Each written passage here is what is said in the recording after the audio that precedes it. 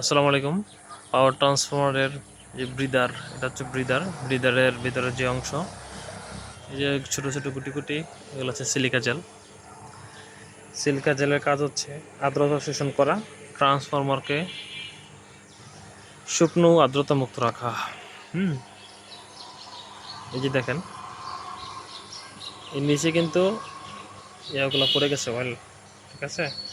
মূলত এটি ব্রিদারের যে মানে ব্রিদারের ভিতরে যে সিলিকা জেলগুলো আছে, হ্যাঁ, সেটা হচ্ছে ট্রান্সফরমার যখন ঠান্ডা হয় বা তেলের আয়তন যখন সংকুচিত হয়, তখন বাইরের বাতাসকে ফিল্টার করে ভিতরে প্রবেশ করতে দেয়, ঠিক আছে। এর ফলে ট্রান্সফরমারের ভিতরে তেলের আর্দ্রতা সুরক্ষিত থাকে এবং ট্রান্সফরমারের কর্মদক্ষতা বৃদ্ধি পায়।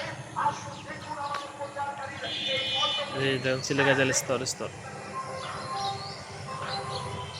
এই যে এটা হচ্ছে অয়েল, ট্রান্সফরমার অয়েল আর কি মূলত।